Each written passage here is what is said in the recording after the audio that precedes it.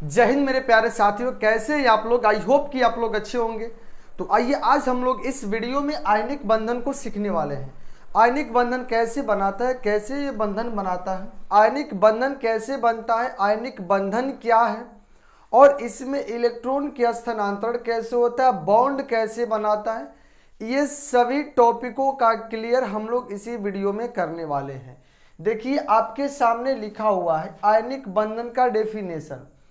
परमाणुओं के बीच इलेक्ट्रॉन के पूर्ण स्थानांतरण द्वारा बनने वाले बंधन को हम लोग आयनिक बंधन कहते हैं।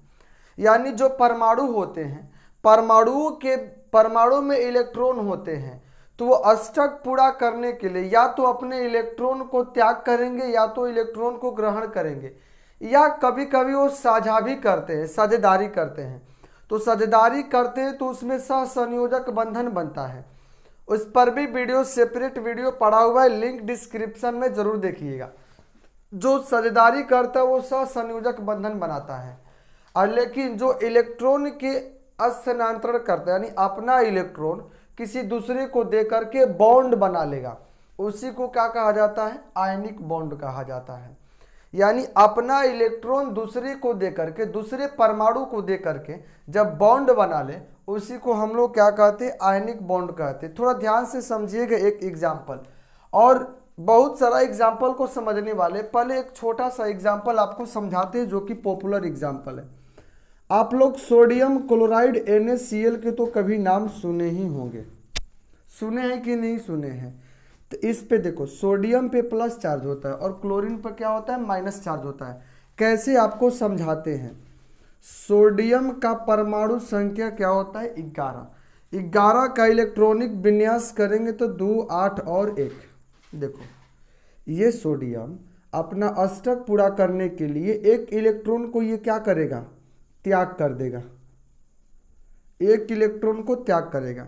जब सोडियम एक इलेक्ट्रॉन को त्याग करेगा तो सोडियम पर क्या होगा, यानी इसमें से एक माइनस निकल जाएगा तो प्लस हावी हो जाएगा, तो Na पर प्लस आ जाएगा।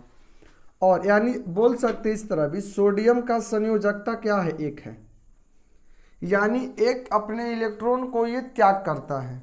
और क्लोरीन को देखा जाए तो Cl 17 होता है, 17 को कर सकते 2, 8 और 7। यहाँ पर ये क्या कर रहा है, ये अपना अष्टक पूरा करने के लिए कभी तो 7 इलेक्ट्रॉन को देगा नहीं, सोचेगा कहीं से एक इलेक्ट्रॉन हम लोग प्राप्त कर लें। तो ये एक इलेक्ट्रॉन प्राप्त करने के लिए क्या करेगा, ग्रहण करेगा। ये एक इलेक्ट्रॉन का ग्रहण, इलेक्ट्रॉन पर माइनस चार्ज होता है, जब ये ग्रहण करेगा तो क्लोरीन पर क्या आएगा, माइनस। एक हिसाब से बोल सकते हैं जो सोडियम का भी संयोजकता 1 और क्लोरीन का भी संयोजकता 1। संयोजकता कहते किसको है हम लोग, जितने इलेक्ट्रॉन को त्याग या ग्रहण होता है वही उसका संयोजकता होता है। जितना इलेक्ट्रॉन के त्याग या ग्रहण होता है वही उसका संयोजकता होता है। तो यहाँ पे एक इलेक्ट्रॉन क्या किया, त्याग किया, तो एक ठो प्लस आया। एक इलेक्ट्रॉन को ये ग्रहण करेगा अष्टक पूरा करने के लिए, एक ठो माइनस आया। नीचे दिख रहा है देखो, ये बंधन कैसे बनाएगा, सोडियम पर Na पर प्लस और क्लोरीन पर Cl पर माइनस। ये प्लस और माइनस कैंसिल कर करके क्या बनाता है, NaCl बनाता है। क्या बनाता है, NaCl। या इस तरह ना लिख करके आप लोग इसके डायग्राम से समझेंगे तो समझिए, Na पर प्लस होता है, लेकिन प्लस कहने के मतलब इसके बाह्यतम कक्ष में कितने इलेक्ट्रॉन होता है, 1 इलेक्ट्रॉन। इसके बाह्यतम कक्ष में 1 इलेक्ट्रॉन लिख लिए यहाँ, और यहाँ पे हम लोग क्लोरीन लिखते हैं। क्लोरीन के बाह्यतम कक्ष में देखो 7 इलेक्ट्रॉन, तो इसके बाह्यतम कक्ष में 7 इलेक्ट्रॉन ले लेते हैं हम लोग, 6 और एक 7 इलेक्ट्रॉन ले लिए 7 इलेक्ट्रॉन ले लिए। अब देखो क्लोरीन भी सोचेगा कि हम अपना अष्टक पूरा कर ले, और अष्टक पूरा करने के लिए सोडियम एक तो अपना इलेक्ट्रॉन किसको देगा, क्लोरीन को देगा। जब सोडियम एक इलेक्ट्रॉन अपना क्लोरीन के देगा तो यहाँ एक बॉन्ड बनेगा, यही बॉन्ड क्या कहलाता है, आयनिक बॉन्ड। ये सोडियम देगा तो इस पर एक प्लस, एक इलेक्ट्रॉन को देगा तो एक प्लस, और क्लोरीन एक इलेक्ट्रॉन को लेगा तो इस पर माइनस, लेकिन ये प्लस माइनस न्यूट्रल हो जाते हैं। NaCl केवल साधारण से बनता है। बॉन्ड इसी तरह से बनता है, समझे। एक तरीका और इसके बॉन्ड बनाने का आप लोग को सभी आना चाहिए। सोडियम की संयोजकता 1 है और क्लोरीन का भी संयोजकता 1 है।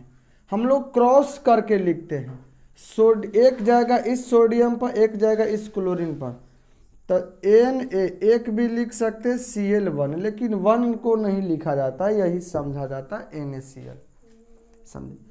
इस तरह भी कर सकते, कैसे संयोजकता कितना होता है, क्या होता है, वैसे ही आपको समझाए। एक और एग्जाम्पल आपको समझाते हैं, पोटेशियम आयोडाइड है कि नहीं। देखो, पोटेशियम आयोडाइड का भी आप लोग बना सकते हैं, लेकिन आपको संयोजकता पोटेशियम को आना चाहिए और आयोडीन की होना चाहिए। पोटेशियम के 19 होता है, तो पोटेशियम के 19 का इलेक्ट्रॉनिक विन्यास करेंगे तो क्या होगा, 2 8 8 और 1, यानी ये एक इलेक्ट्रॉन को त्याग करेगा, तो पोटेशियम का संयोजकता 1 है। आयोडीन एक इलेक्ट्रॉन को ग्रहण करेगा, तो इसका भी संयोजकता क्या होगा, 1 ही होगा। या इस तरह से भी आप लोग कर सकते हैं। देखो कैसे बनाएंगे हम लोग। पोटेशियम की संयोजकता 1, आयोडीन की भी संयोजकता 1, एक जाएगा इस वाले पर, ये जाएगा एक इस वाले पर, तब बनेगा बॉन्ड बनाएगा, पोटेशियम आयोडाइड बनाता है। क्या बनाता है, पोटेशियम आयोडाइड बनाएगा। ये कहीं ये बॉन्ड कैसे बना आप लोग देखें। एक हम लोग समझे NaCl, यानी एक समझ लिए सोडियम क्लोराइड एक पोटेशियम आयोडाइड का समझ लिए। आपके सामने कुछ इसी तरह धनात्मक मूलक और ऋणात्मक मूलक, पॉजिटिव रेडिकल और निगेटिव रेडिकल लिखते हैं, उससे आपको क्वेश्चन बनाने में बहुत आसानी हो जाएगा। एक एक करके बनाएंगे भी, आप लोग उसे नोट भी करिएगा। हम लोग लिखते हैं, स्टार्ट करते हैं। तो आपके सामने ये धनात्मक मूलक और ऋणात्मक मूलक लिख चुके हैं। इसी के सहायता से भी हम ये बना सकते हैं। इसको याद कर लेंगे तो आपको ये बनाने में, यानी कैसे ये बंधन बन रहा है, इसको बनाने में आपको आसानी होगा। तो देखिए हम लोग क्या करते हैं, पहले धनात्मक मूलक देखिए, धनात्मक और सारा भी कुछ कुछ इम्पोर्टेंट आपके सामने लिखे हुए हैं। जैसे अमोनियम का NH4, लेकिन इस पर कैसा चार्ज होता है, प्लस चार्ज।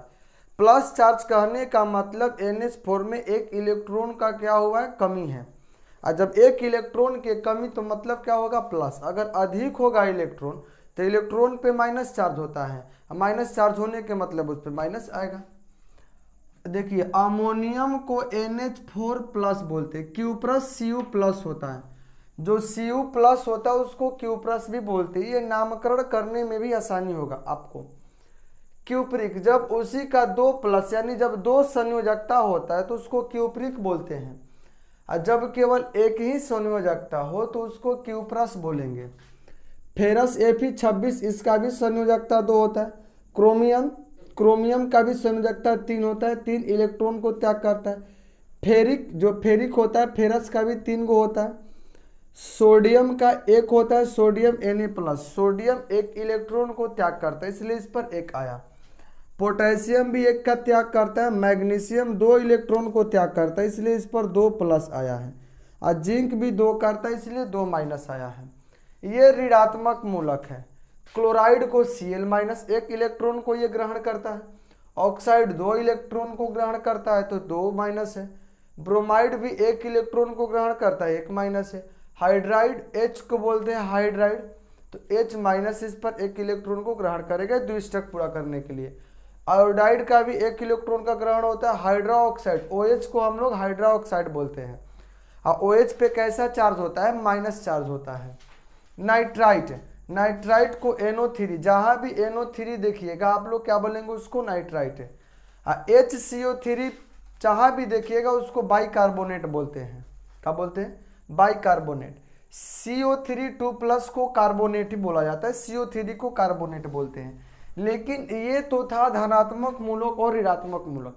कैसे बॉन्ड बनेगा यह भी हम लोग देखते हैं। ध्यान से समझते चलिएगा। जैसे आप लोग को पहला एग्जाम्पल क्या समझाए थे, sodium chloride. Sodium chloride, sodium को Na और Cl लेते हैं। सोडियम की संयोजकता एक और क्लोरीन का भी संयोजकता क्या होता है, एक ही होता है। क्लोरीन पर माइनस होता है, इस पर प्लस, ये जाएगा इसके साथ एक, ये जाएगा इसके साथ एक, तो ये बॉन्ड बनेगा NaCl, N1Cl1 बनेगा। लेकिन जरूरी नहीं है, 1 को हम लोग नहीं लिखते हैं। उस तरह भी इलेक्ट्रॉन को इस तरह स्थानांतरण दर्शा सकते हैं, इस तरह भी हम लोग कर सकते हैं। ये बॉन्ड बना लिया।